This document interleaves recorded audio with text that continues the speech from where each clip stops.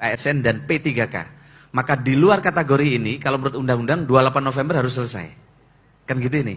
Soal hak dan kewajiban sudah jelas di aturan di perundang-undangan tentang P3K dan ASN. Sekarang jadi isunya adalah bagaimana mereka yang sekarang belum jadi P3K dan non-ASN. Inilah yang sekarang jadi pembahasan kita. Oleh karena kita sedang siapkan beberapa skenario untuk menyelesaikan ini. Nah, kami tadi sampaikan khusus guru dan tenaga kesehatan, ini mandat Bapak Presiden, ini prioritas.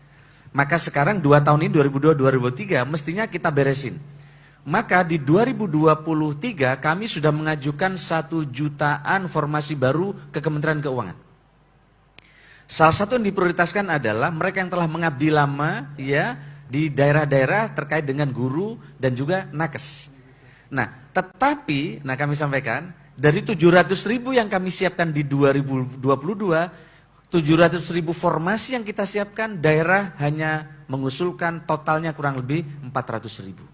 Mohon ini bisa dimanfaatkan oleh daerah, sehingga 2023 para kepala daerah, Pak Gubernur dan di kabupaten, kota, dan provinsi tidak punya lagi beban tanggungan teman-teman P3K yang ada di sekolah-sekolah. Kami kira itu, makasih. Ini PNS Mas ya? Ini PNS masih P3K mereka ini? Mereka kan masih non-ASN ya, untuk jadi P3K. Maksudnya yang formasi yang belum banyak diisi itu yang P3K. Oh, baik. P3K. Baik, makasih.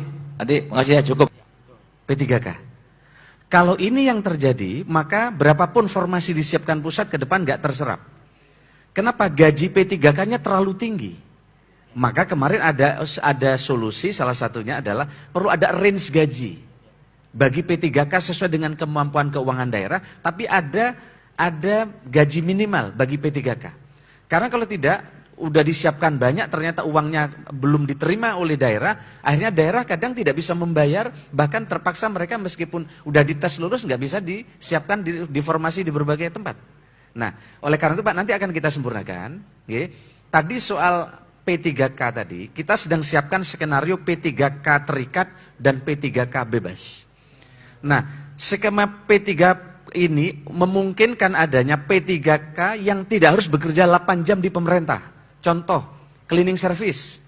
Cleaning service misalnya daerah hanya mampu nyiapin 500.000. Ya dia nggak perlu pagi kerja ceklok pagi sampai sore. Karena sekarang ceklok pagi sampai sore padahal kerjanya cuma 2 kali, kan dia butuh tambahan uang. Maka cari tambahan di kantor akhirnya, nggak mau cari tambahan di luar. Maka ini sedang disiapkan, inilah gig ekonomi seperti di banyak negara. Kan gitu Bu. Nah, maka nanti misalnya tukang kebun, nggak perlu ceklok pagi pulang sore. Itu udah setelah bersihin kantor bisa beres. Misalnya tim Tramtip, karena kalau Satpol kan nggak boleh P3K. Nah, harus ASN. Nah, Tramtip misalnya. Tramtip kalau jam operasinya hari Kamis, Jumat, Sabtu ngoperasi pasar dan ketertiban, ya udah hari itu aja masuk misalnya. Sehingga dia jamnya tidak seluruhnya. Itu yang sedang kita atur untuk masuk di kategori P3K bebas. Jadi masuk. Jadi kalau ini yang jalan, ini opsinya sedang kami akan koordinasikan terus dengan teman dewan dan asosiasi. Kalau yang terjadi maka insya Allah nanti tidak ada penambahan anggaran, tidak ada pengurangan orang sementara. Tapi rekrutmen barunya kita atur akan dengan sangat ketat. Saya bilang kepada teman-teman, aturan tidak memang kita kunci, tapi Bu Afiliani mengunci bupati dan gubernur tidak ngangkat P3K itu tidak mungkin. Karena beliau dipilih oleh rakyat.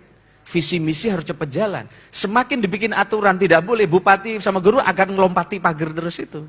Maka mending kita buka tapi dosisnya kita ukur.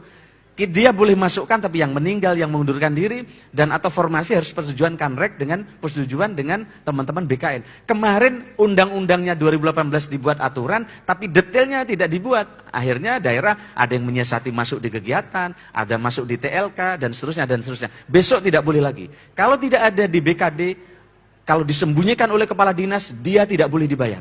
Kalau kepala dinas tetap menyunyikan, akan jadi temuan, dan itu tidak akan jadi masalah. Nah, ini akan kita detailkan. Kemarin ini kita mafhumi tapi nggak didetailkan. Akhirnya dilompati terus oleh kepala daerah termasuk saya waktu itu. Nah, tapi kemudian sejak 2020 Banyuwangi udah ngunci total. Udah nggak ada lagi rekrutmen satu pun sejak 2020. Karena dikunci oleh BKD. Kalau tidak ada namanya di BKD, BPKD tidak boleh bayar. Kalau terpaksa dibayar, inspektorat turun. Nah, supaya kepala dinas nggak nyembunyiin orang di dalam kegiatan-kegiatan yang kalau didata tiba-tiba dikeluarkan jadi honorer. Kira-kira itu nggih, udah jelas? Baik.